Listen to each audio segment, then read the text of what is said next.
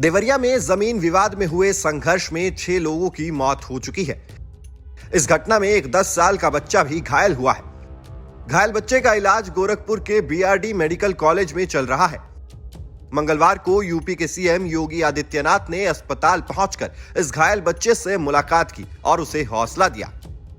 इस बच्चे का इलाज मेडिकल कॉलेज के ट्रोमा सेंटर में चल रहा है। बता दें कि सोमवार सुबह देवरिया जिले के रुद्रपुर थाना क्षेत्र के फतेहपुर गांव में हुई इस वारदात की वजह जमीन विवाद बताई जा रही है।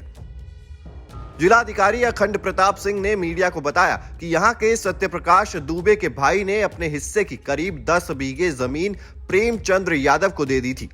प्रेमचंद्र उसकी जमीन जोत बो रहे थे। इसी को लेकर दोनों में विवाद चल रहा था। सत्यप्रकाश ने इस मामले में कोर्ट केस भी कर रखा था।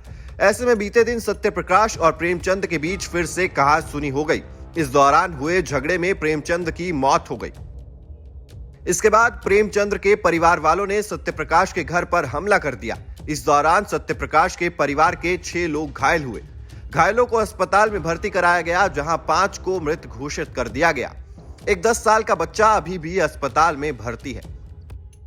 रुद्रपुर तहसील के फतेहपुर गांव के ये लेहड़ा टोले में एक वारदात घटित हुई है, जिसमें बताया ये गया कि एक पक्ष के एक आदमी का तुरंत डेथ हुई थी और बाकी 6 लोग पुलिस को अनकॉन्शियस स्टेज में मिले थे। तो जिनको हम लोग ने देवरिया मेडिकल कॉलेज में रेफ़र किया, तो वहाँ डॉक्टर ने जब उनका एग्जामिनेशन किया तो उसमें शायद 5 लोगों की डेथ बताई जा रही है। और मैटर जो ये बताया जा रहा है शायद एक पुरानी रंजिश को लेके है। कोई एक पुराना ज़मीनी विवाद था जिसमें सत्यप्रकाश दुबे के भाई थे साधु दुबे।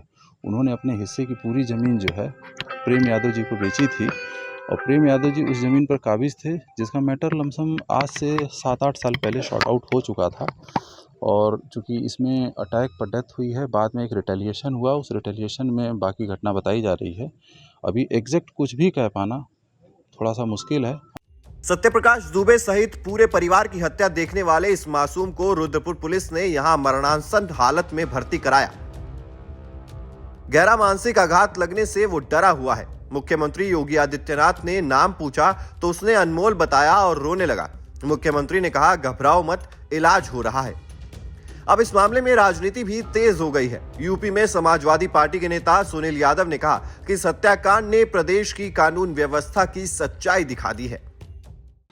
देवरिया हत्याकांड बहुत दुखद है और इस हत्याकांड ने उत्तर प्रदेश की कानून व्यवस्था की सच्चाई दिखा दी है। इस जमीनी विवाद की जानकारी देवरिया के स्थानीय पुलिस को पहले से थी।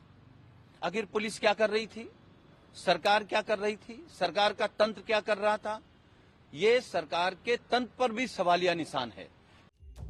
वहीं कांग्रेस के प्रदेश अध्यक्ष अजय राय ने भी राज्य की कानून व्यवस्था पर सवाल उठाते हुए कहा कि अगर सरकार या पुलिस प्रशासन समय रहते चेत जाता तो ये घटना नहीं होती।